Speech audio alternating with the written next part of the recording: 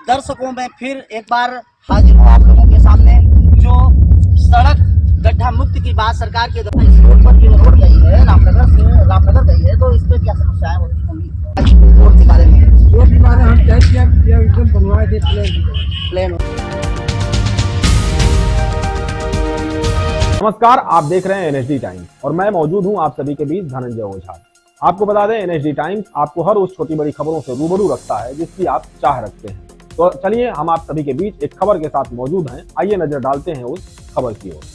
बाराबंकी जनपद के तहसील सिरौली गौसपुर के अंतर्गत सफदरगंज परसा तिराहा से रामपुर होते हुए रामनगर लोदेश्वर महादेवा जाने वाली सड़क की हालत इतनी जर्जर हो गई है कि अब उस चलना दुभर हो गया है। लेकिन फिर भी राहगीर इस सड़क पर अपनी जान जोखिम में डालकर आवागमन कर रहे हैं। आपको बता दें, जर्जर हुई सड़क की हालत को जानने के लिए जब एनएसडी टाइम्स की टीम मौके पर पहुंची तो जर्जर हुई सड़क पर आवागमन कर रहे राहगीरों ने सड़क की सच्चाई खोलकर सामने रख दिए। राहगीरों ने बताया कि इस सडीडी डीएच की हालत बहुत खराब है, जिसके कारण आए दिन लोग हादसे का शिकार होते रहते हैं।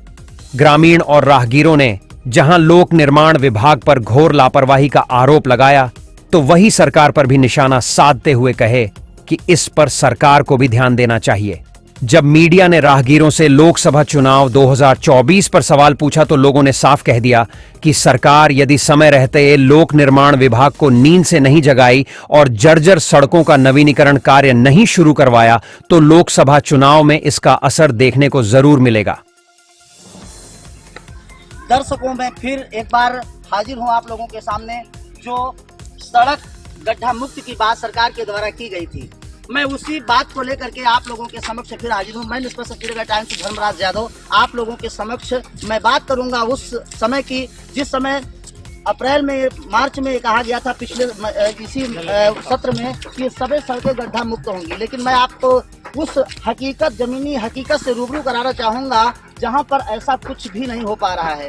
मैं ग्रामीण अंचल की तमाम ऐसी सड़कें हैं जहां पर लोग आए दिन गिरकर चोटिल होते हैं, लोग आए दिन वाहन खराब होते हैं, तमाम चीज़ों की समस्याएं हैं। लेकिन उस समस्याओं से जूझ रहा ये हमारा ग्रामीण क्षेत्र। मैं उसके बारे में जांच पड़ताल करने के लिए मैं हाजिर हूं। जो सफदरगंज से परसा तिराहा है, वो परसा तिराहा से एक मार्ग गया है, जो सड़क गई है सीधे रामनगर लोधेश्वर महादेवा। वो सड़क की हालत इतनी जर्जर है कि आपको मैं कैसे बताऊं। इसकी पड़ताल करने के लिए मैं पब्लिक से जानना चाहूँगा, जो यहाँ के राहगीर हैं, मैं बात करना चाहूँगा।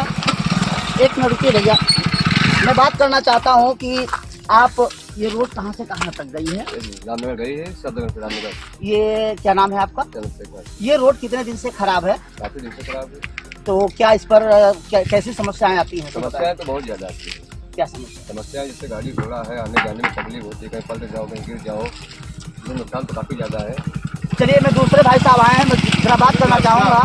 चलिए, खैर कोई बात नहीं, उन्होंने बात करना उचित नहीं समझा। देखिए आ जाइए, वो मैं बात करना चाहूँगा उससे भी क्या मामला है, सामने आ जाए और बात की जाए। क्या नाम है आपका? सामने आ जाइए, सामने आ जाइए, सामने आ जाइए, सामने से आ जाइए। तो ये क्या नाम है आपका? लवकुश जी, ये बताइए कि ये रोड कहाँ से कहाँ तक गई है? रामनगर। इस रोड पर जो ये गड्ढे हैं, जो गड्ढे सरकार मुक्त करने की बात कर रही है, उस पर आप क्या कहना चाहेंगे? ये रोड 2024 का चुनाव सर पर आ गया है और चुनावी रण के लिए सभी नेता तैयार हैं, सभी दल तैयार हैं। तो आपकी बार ये रोड जो आपका रोड की समस्या है, इससे आपको क्या सरकार पर, वर्तमान सरकार पर कोई प्रभाव पड़ सकता है? नहीं बनेगी। क्या चुनाव पर कोई प्रभाव पड़ेगा इस पर?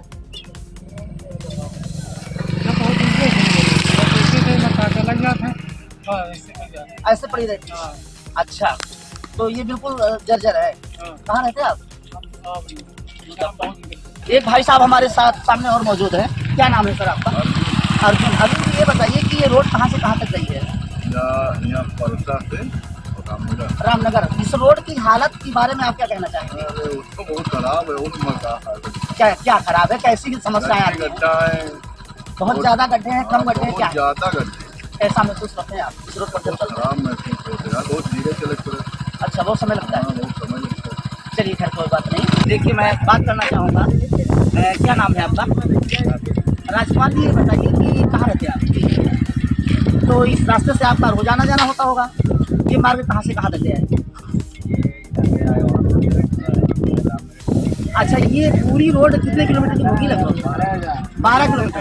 12 किलोमीटर में आने जाने में जो लोधेश्वर महादेवा जब आपको जाना होता होगा तो क्या है?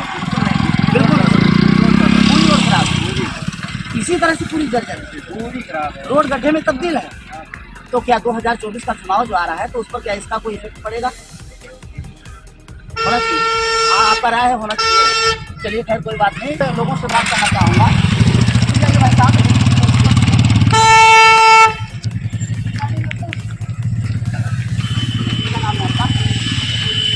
नवीन जी कहाँ रहते हैं आप?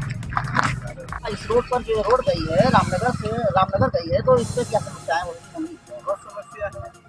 क्या समस्या? 8 साल से इसी तरह है। कुछ लोगों ने तो कभी समय बताया, आप तो बहुत ज्यादा नहीं। आप लोकल के रहने वाले हैं? लोकल के रहने वाले हैं, तो आपका रोज आना जाना रहता है। तो रोड का हालत क्या है? बहुत जर्जर, रामनगर तक खराब है। अच्छा, 2024 का चुनाव भी सर पर आ गया, क्या इस पर बीजेपी जो वर्तमान सरकार है उस सरकार पर क्या कोई प्रभाव पड़ने वाला है?